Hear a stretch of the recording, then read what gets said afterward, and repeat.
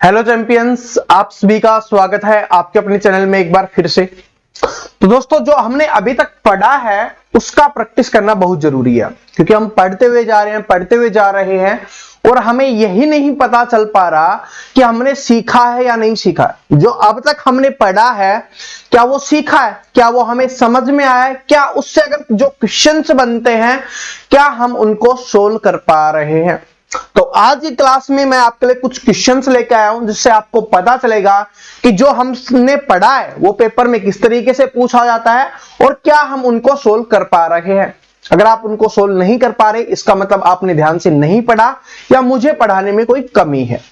ठीक है, तो ये सारी चीजें हमें पता चल पाएंगी। और आपने नहीं पढ़ा तो आपको पढ़ना है, और मुझे लगेगा कि कोई कमी है तो मैं फिर से नई चीजें आपको बता दूंगा। ठीक है, क्योंकि हमारा लक्ष्य है आपको चैंपियन बनाना, आपको हर एक छोटी चीज समझाना, ताकि कोई भी आपको प्रॉब्लम ना हो।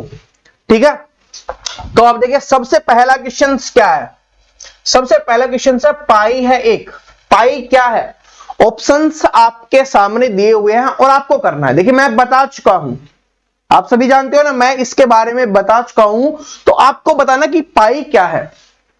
तो पाई आंसर आपका आ गया होगा, क्योंकि इतना ही समय मिलता है और इतना ही इजी था। तो पाई क्या होती है? पाई एक अप्रिमेय संख्या होती है। इसके बारे में मैंने डिटेल से बताया था कि हमसे पूछा जाएगा कि पाई एक अप्रिमेय संख्या होती है, लेकिन कुछ स्टूडेंट के दिमाग में आता है कि पाई का मान होता है 22/7। ये चीज मैंने आपको बताई थी, फिर से रिमाइंड करवा रहा हूं।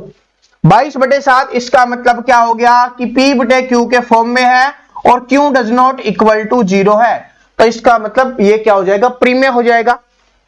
ठीक है, ये क्या हो जाएगा? प्रीमेय। लेकिन पाई के मान के बारे में हमसे नहीं पूछा गया, हमसे पाई के बारे में पूछा गया है। तो जिस दिन भी समझाया था मैंने, अब फिर से समझा रहा हूं।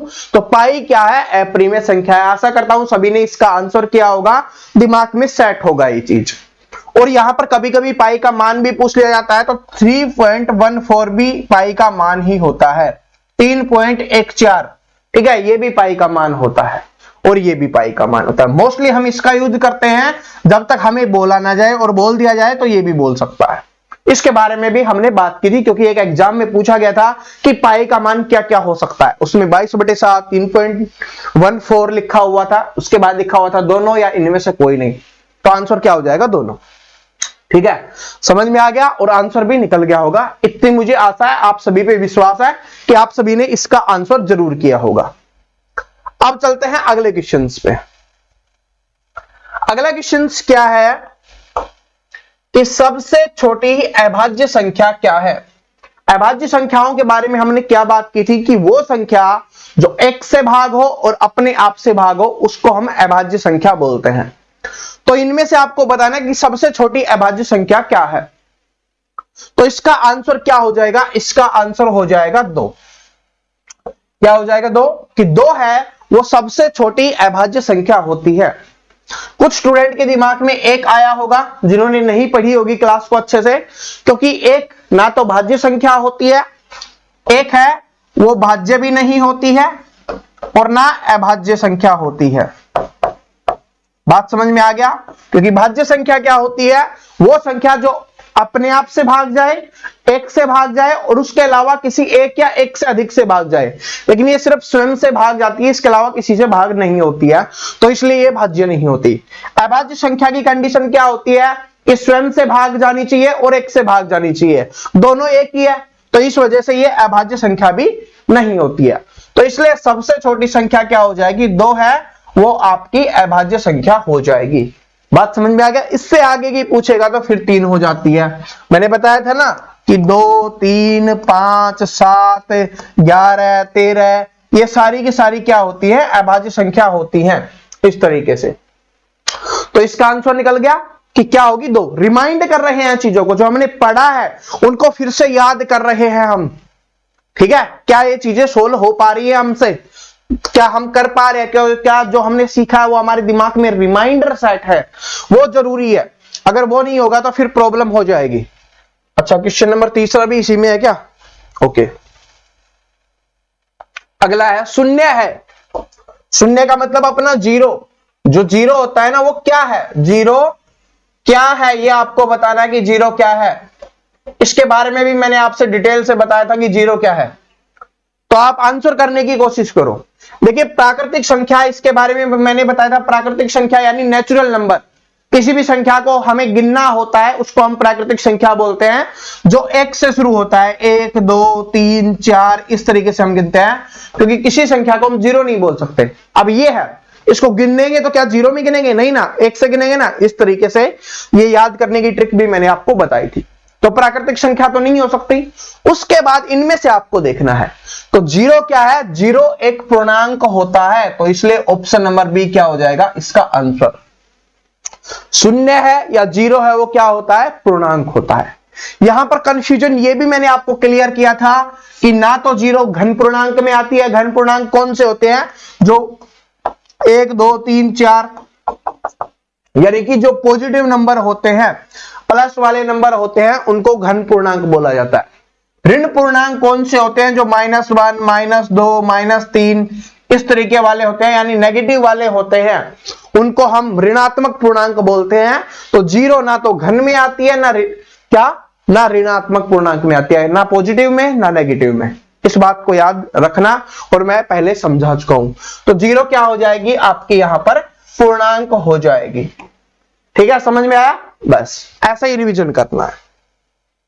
अब देखिए ये क्वेश्चंस का देखते हैं, ये हमने उससे पिछली क्लास में पढ़ा था, स्थानीय मान, जातीय मान, प्लेस वैल्यू, फेस वैल्यू, उसके बारे में हम बात करेंगे। क्वेश्चन नंबर 4 है कि यदि 15,201 में 5 का स्थानीय मान प्लस में इसमें से 6 का स्थानीय मान बराबर में 7 गुना इसके, तो रिक्त स्थान की संख्या क्या होगी, ये आपको बताना है।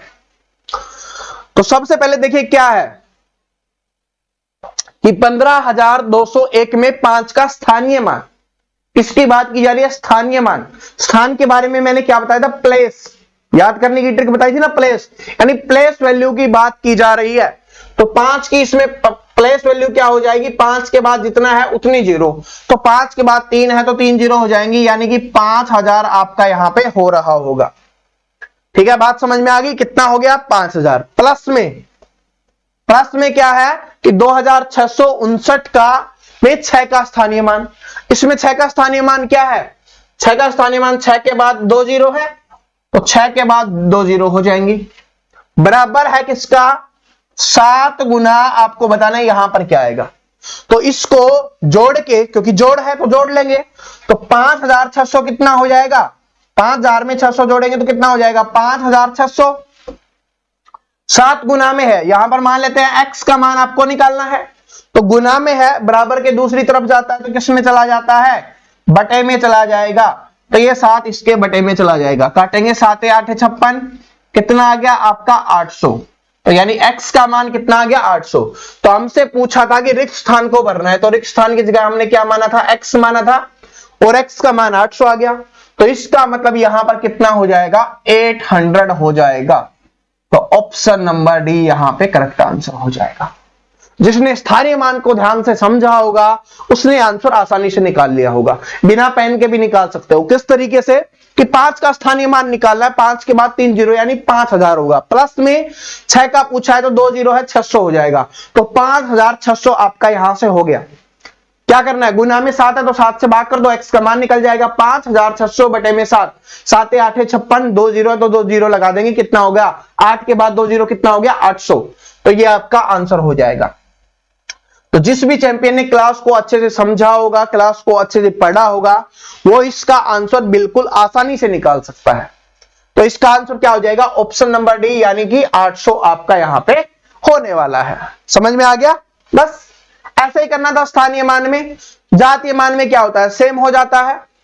अब देखिए ये क्वेश्चंस कि 0 और 100 के बीच कुल अभाज्य संख्याएं कितनी हैं। तो चैंपियन मैंने इसमें आपको डायरेक्ट बताया था कि याद कर लेना, ये क्वेश्चंस बार बार रिपीट होता है, क्योंकि संख्याओं को हम लिख के चेक नहीं कर सकते, बहुत बड़ी संख्याएं बन जाती हैं, बहुत ज्यादा संख्याएं बन जाती हैं, और कोई ना कोई बाई चांस छूट जाती है तो उसमें प्रॉब्लम होती है। इसलिए मैंने आपको डायरेक्ट ही बता दिया था कि पेपर में डायरेक्ट आता है, और ये पेपर में पूछे गए क्वेश्चन से मैं आपको करवा रहा हूं कि 0 और 100 के बीच कुल अभाज्य संख्याएं कितनी हैं। तो 0 और 100 के बीच में मैंने आपको बताया था कि 25 अभाज्य संख्याएं होती हैं, 25 अभाज्य संख्याएं होती हैं, जिनको आपको याद कर लेना है, समझ लेना है, लिख लेना है। जो आपने नोट्स बनाए हैं उनमें रिवीजन करो, तो ये आपके दिमाग में आनी चाहिए, क्योंकि डायरेक्ट क्वेश्चन पूछेगा तो। ठीक है, तो इसके बारे में आगे देखिए, ये क्वेश्चन है कि संख्या लिखी गई आपकी, ये लिखा हुआ है में 7 के स्थानीय मान और जातीय मान का क्या अंतर होगा। पिछले में स्थानीय मान दोनों थे, स्थानीय मान के बारे में पूछा था, इस बार स्थानीय मान और जातीय मान आ गया, यानी प्लेस वैल्यू और फेस वैल्यू आपकी दोनों आ गई। तो सबसे पहले स्थानीय मान निकालते हैं। 7 का स्थानीय मान कितना हो जाएगा, यहां पर 7 के बाद 1 है तो 1 0। ठीक है, अंतर पूछा है तो माइनस करना होगा। उसके बाद किसका पूछा है, जातीय मान 7 का, तो 7 का जातीय मान कितना होगा, सेम वही होता है, यानी फेस वैल्यू जितना है वही होता है। तो 70 में से 7 माइनस कर दो, कितना आ जाएगा 63। तो इसका आंसर क्या हो रहा होगा 63, यानी option number D. Option number D आपका आंसर हो जाएगा। समझ में आया, कोई कंफ्यूजन नहीं है ना। और समझना नहीं है, समझा नहीं रहा, आपसे निकलवा रहा हूं क्वेश्चंस, क्योंकि समझा मैं पहले चुका हूं।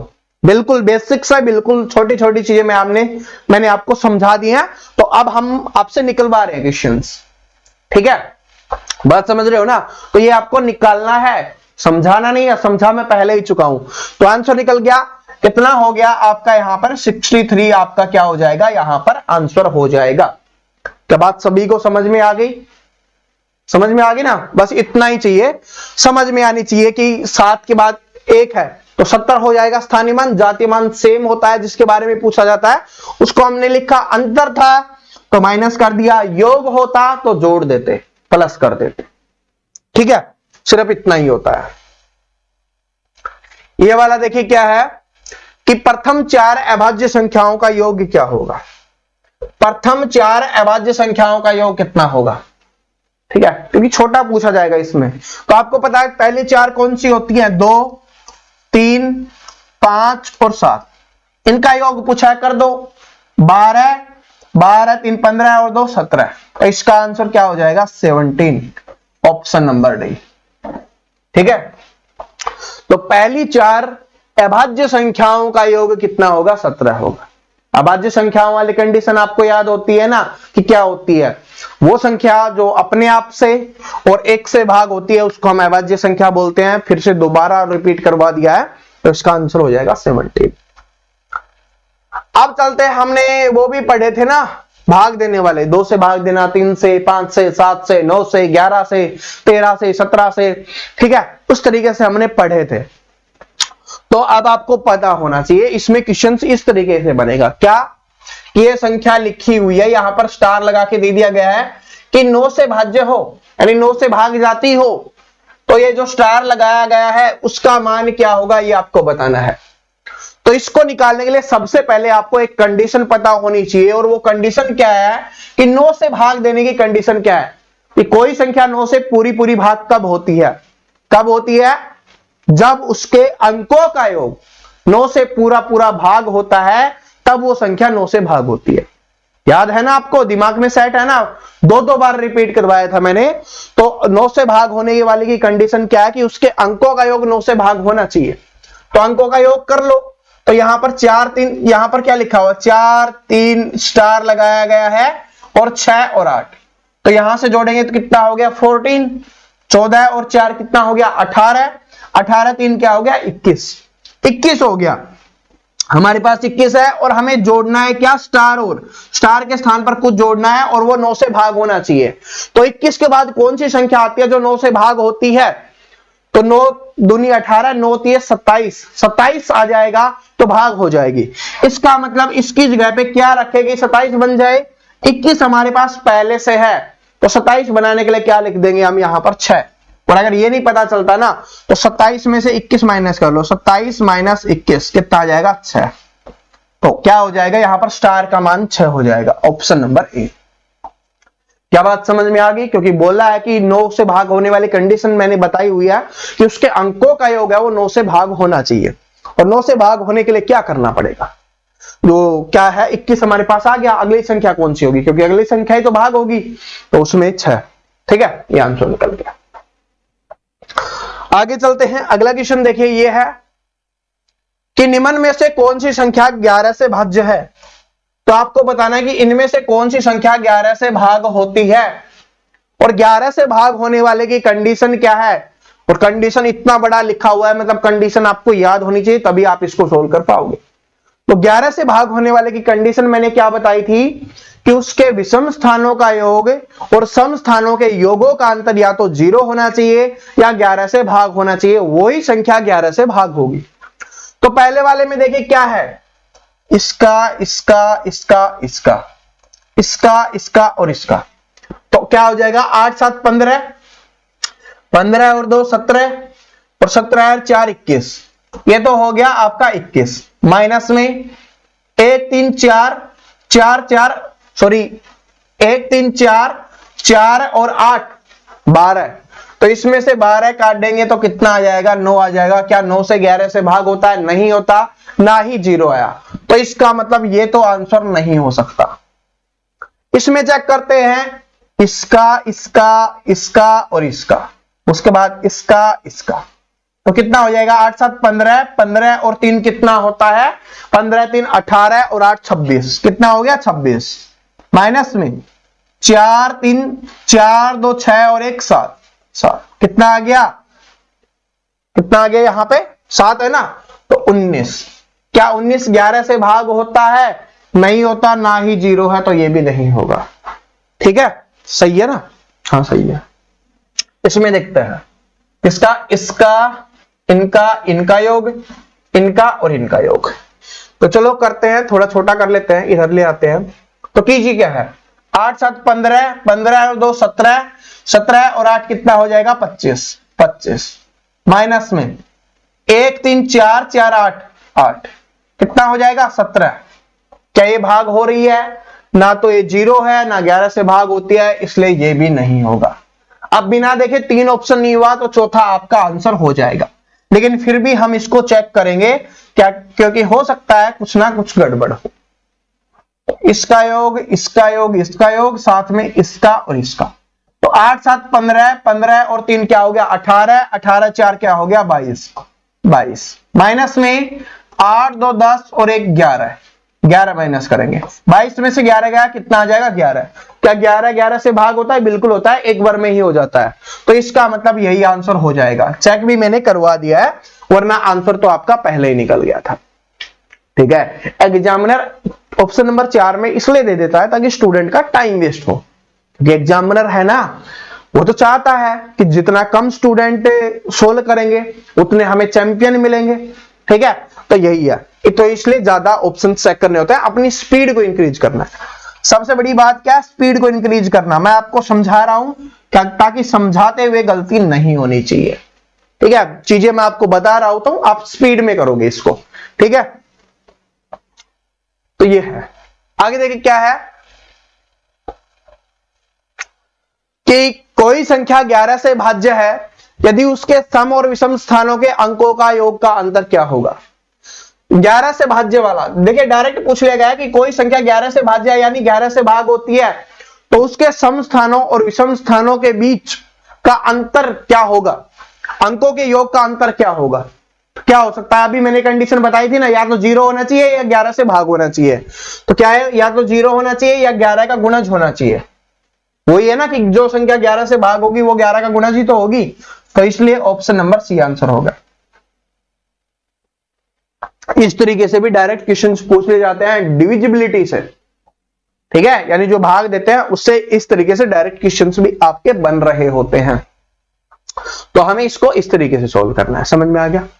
अब इस क्वेश्चंस को देखिए क्या है कि यदि यह संख्या लिखी हुई है, भाग में x है 11 है, तो x का मान क्या होगा। तो देखिए क्या करें, क्या करना हमें कि इस संख्या को इससे भाग दें और 11 प्राप्त हो। तो इसका मतलब अगर 11 को इस संख्या को 11 से भाग कर दे, हमें पता चल जाएगा ये कि भाग करेंगे, यही तो होता है कि इस संख्या से इसको भाग करते हैं, ये प्राप्त हो रहा है। तो इस संख्या का इस संख्या का ये गुना होगा, तो गुना होगा तो ये संख्या हमें नहीं पता, तो इस संख्या को हम इससे भाग कर दें तो ये संख्या हमें पता चल जाएगी, तो कर देते हैं। सिंपल ही है। तो कितना जाएगा, पहले इसको चेक करते हैं स्तंतर पे, क्योंकि 2 उतार सकते हैं ना स्टार्टिंग में। तो 11 7 स्तंतर कितना आ गया 7 आ गया।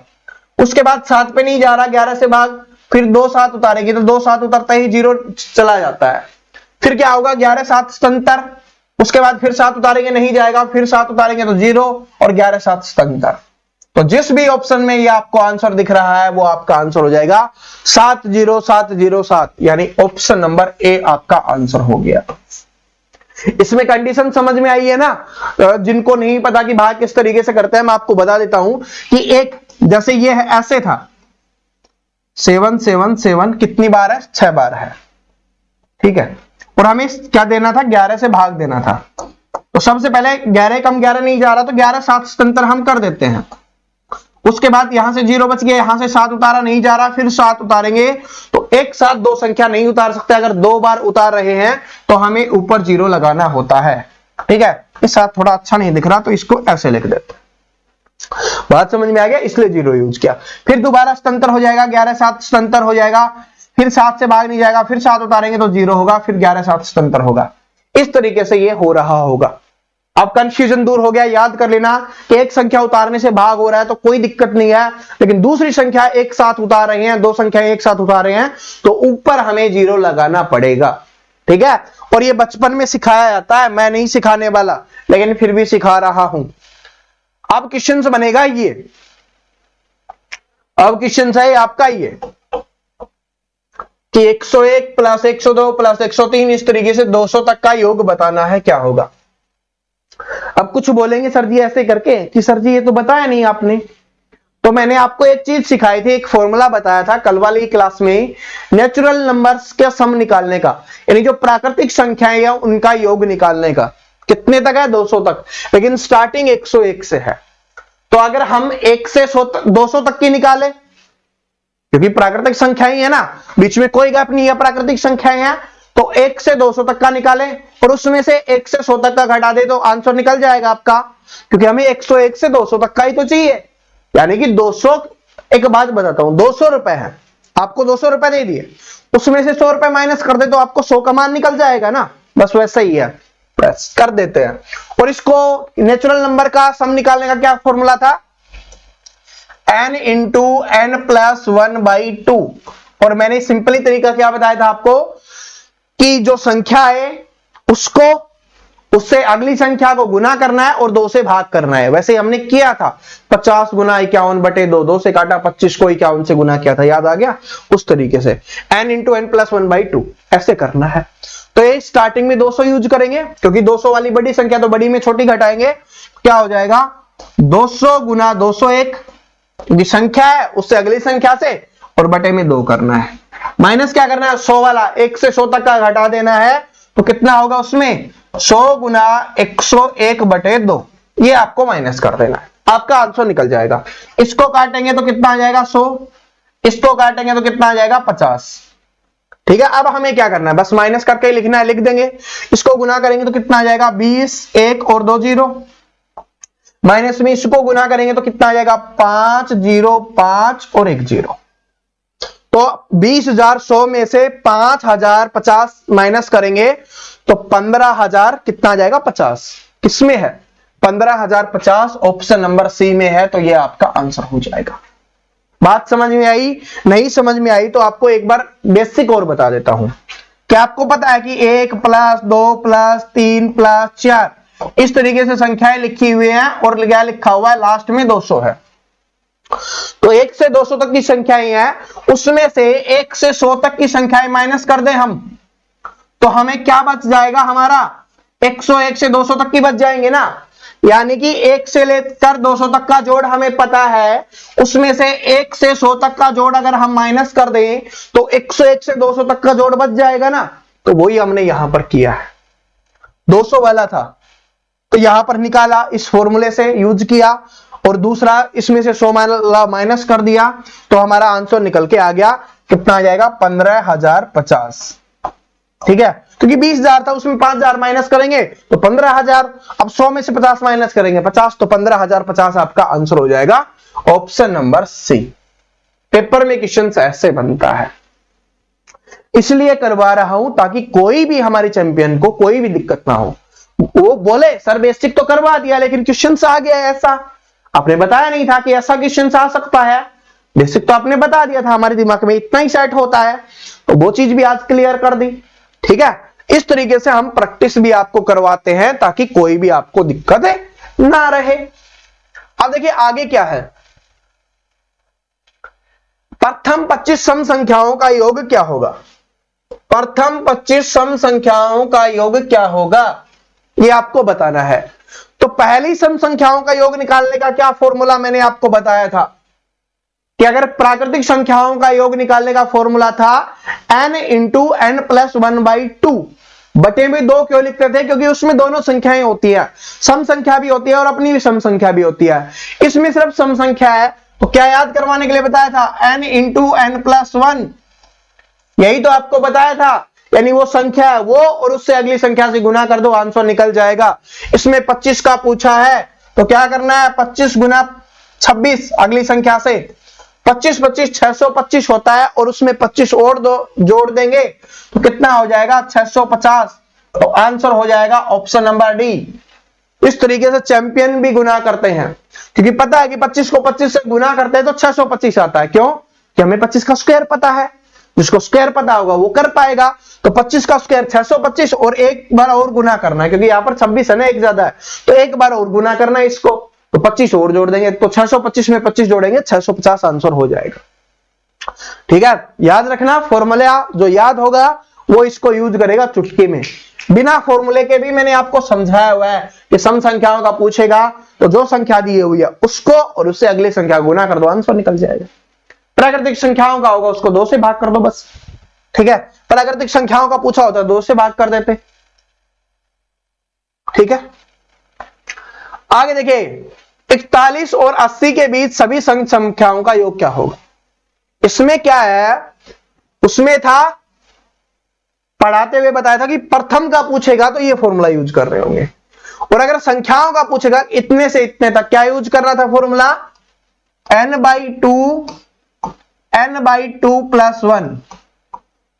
याद करने की क्या ट्रिक बताई थी कि जो भी दिया हो उसका आधा कर दो और उसके आधे में से एक ज्यादा करके गुना कर दो, आधा आधे से एक ज्यादा करके गुना। उसमें भी सेम ऐसा था, लेकिन इसमें क्या है कि अगर संख्याएं दे दी जाए कि इतने तक तब आपको करना है, लेकिन वो क्या होगा, स्टार्टिंग से 1 से शुरुआत होगी तब। इसमें 41 से 80 के बीच में पूछा है, क्या पूछा है इसमें, 41 से 80 के बीच में कैसे करोगे,